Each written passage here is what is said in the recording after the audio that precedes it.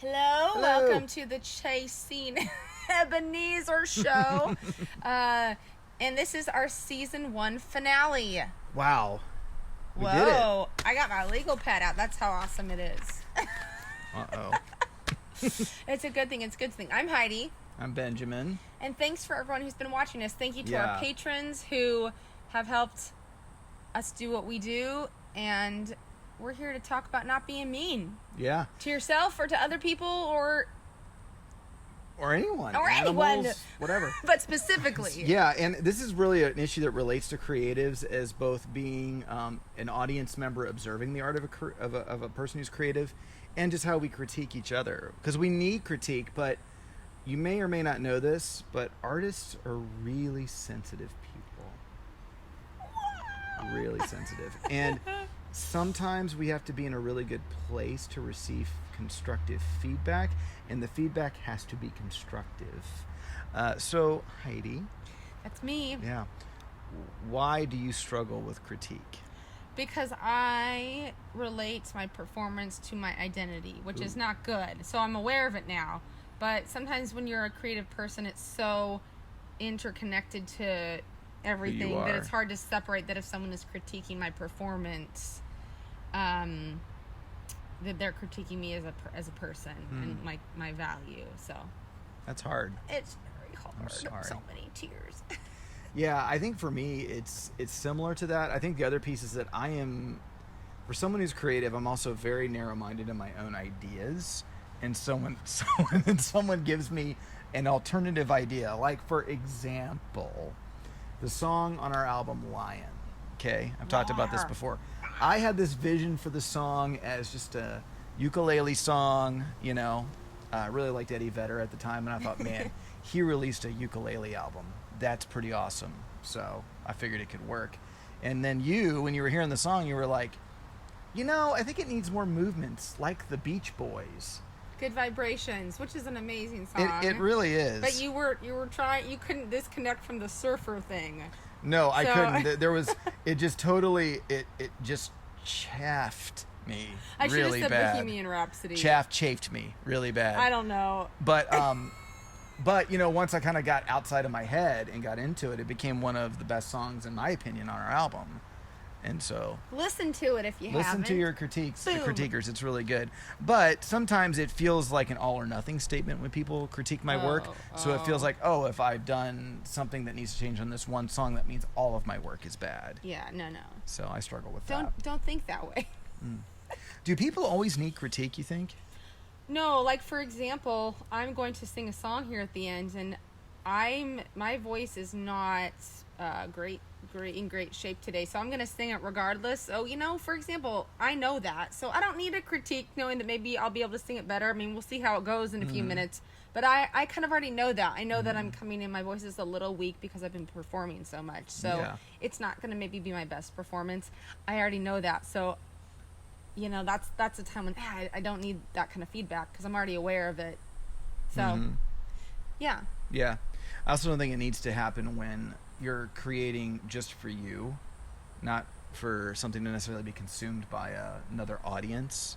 Or like if you're just doing it, because some people use creativity as a spiritual practice. I don't think you need to be having someone critique your work at that point because it's purely about the expression, not about the product. Yeah, so I guess yeah, for example, if you're just writing a story for yourself, who cares? Who cares? But if you're trying to get it published, then you do need someone to help critique it and to help edit you. So it depends what the goal of your art is, and it's really helpful if the people who are in your life kind of know that. Yep. You know? It's true. You know? And I think the other piece of it is that, you know, we need to remember that critique isn't all about what you did wrong. You know, and I think if you're a person who likes to have opinions about things, keep that in mind. Because sometimes it needs to be, you did this really well. I really resonated with this. And there's things that people have resonated with. It's like, I didn't even realize I did that. You know, it kind of makes you feel good. So when the 1-2 punch comes in of like, here's what could maybe be better, it's easier to receive because you've been affirmed in other things. Yeah. Do that. So I have a little list here. I think you should share it. For help helpful critique. First of all, don't be mean, okay? Don't be mean. Anyway, one, you should this is what I'm thinking for yourself if you're critiquing yourself, but you could apply it to others. That's really true too. Yeah. Because honestly, don't be mean to yourself. Yep. You know, I'm saying this to me because So one, congratulate yourself. The fact that you even did something is a big deal. Yay for you. Give yourself a mental trophy. Two, I think if you're really critiquing a work that you're wanting to do something with, take some time away from it. Yeah, that's really good. Because especially like right after I do like perform, and say if someone's taken a video of me, that's not the best time for me to sit and listen to it. I need some time away from it. You know, yes, Ben's laughing because I hate listening to myself. Lots of time away from it. I hate hearing myself or watching myself, so it's something I have to do though. So take a little bit of time away from it and sit and evaluate it when you're in maybe a good place. Three, look at what you did well. Yeah. Yeah. Yeah. Yeah, honestly.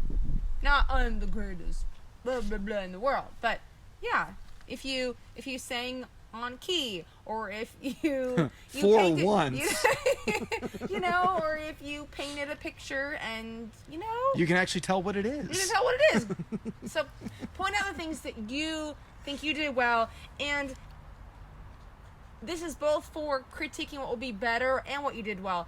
Pretend that it's not your work. So step outside of it if you can mentally, and like, how would you critique that work if it was someone else who had made it? Because in this way, we have to learn how to dissociate our value and ourselves from our work. So, and critique the work, not you as a person.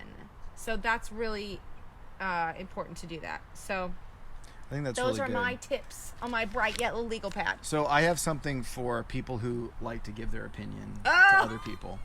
And I'm going to be nice because I want to do what this thing says. Mean. Don't be mean. Don't be mean. So that's the first rule. Don't be mean.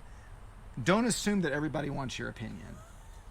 Okay? And that's not... Are you talking to me? No, but like I think sometimes we can presume that people are really dying for your feedback. Ask them, hey, Could I made some observations. Can I share them with you? Ask permission to speak that into somebody's life rather than just dropping it on them offhandedly. Because offhanded comments may be not a big deal to you, but they can be soul crushing to other people. So keep that in mind. Recognize that, yes, there are some artists that need a huge lesson in humility, but not all of them do. And so if your critique is just to put somebody in their place, save that for somebody else. I know that sounds really mean, because I do value critique, and I think you do have to have the trust of the person that's giving you critique first. If you just walk up to a stranger, like at a concert, and like, hey, oh yeah, well, you really could have done that, differently, or saw you're having some trouble and I don't know who you are, that's just going to make me feel bad. Yeah. And the last thing, can you tell we're sensitive? Give very intentional compliments. Yeah. And avoid at all cost backhanded compliments. Or vague. That was interesting. Ooh. Oh. Yeah. Boo. If I wish I had more than 2 thumbs. Yeah. That was interesting, because then the person is filling in the blanks. Like, what does that mean? Does that mean you liked it? You didn't like it? We're confused, and then that's just not a helpful way to critique. No. And again, I sound like I'm being mean. Or am I being mean? I don't know. We don't want to be mean. I don't want to be mean. I don't want to be so, mean. We need people to give us critique. Absolutely. We absolutely do. It's just do it for the purpose of building somebody up. Yeah. And when you critique yourself, do it for the purpose of building yourself up. Love. Let love be the motivation. Yes. Sure.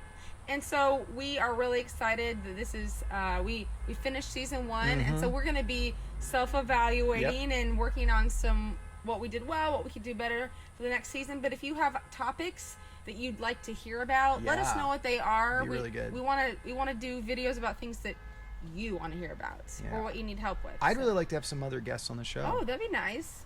Yeah, pitch us an idea about being a guest on our show.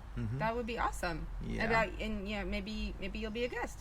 I think we're going to try to use 2 microphones next season. Oh, so helpful critique. If you've noticed, we have different. Ben and I have different speaking and singing volumes.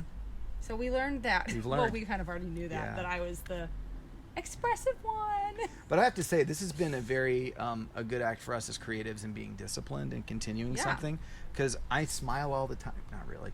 I smile some on these videos, and I don't always want to do that. But I've had to, being able to push through and get it done has been very rewarding for me. You mean sometimes you don't feel like filming a show? No. But Well. I never regret doing it, and that's the thing. Well. So anyway, Cool. so what song are you going to bring us home with? I'm going to sing you a Celtic folk song. I believe that's what it is. This is The Parting Glass.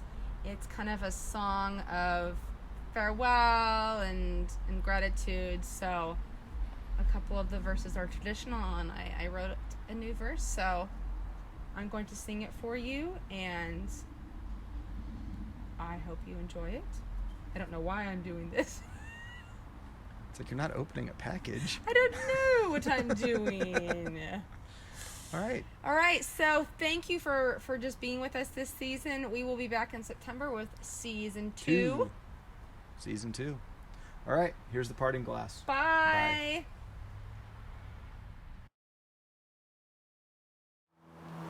Hi, this is Heidi again. Like I said, I'm going to sing The Parting Glass for you. And this is your creative prompt. Pick a song that's more than 100 years old. You don't need permission if it's in the public domain. And write your own verse as either a poem or as a song. And if you don't like to write, paint a picture or do something else creative based on it. So here's The Parting Glass. I'll see you in season 2.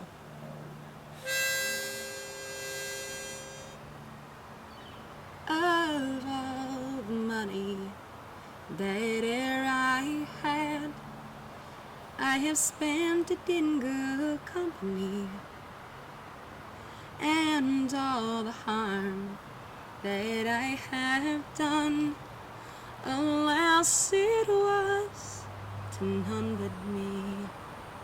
And all I've done for want of wit, to memory I can't recall. So fill to me the parting glass. Good night and joy be with you all. Of all the comrades that e'er I had, they are sorry for my going away. And all the sweethearts that e'er I had, they wish me one more day to stay.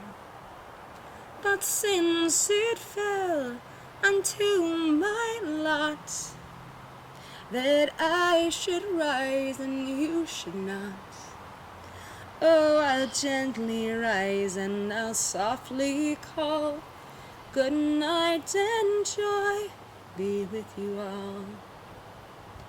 'Tis good for man to feel so small, colored by the things he will never know, to stand before a mountain high, overcome by winds of days gone by, to look up to the stars above and whisper to the God I love.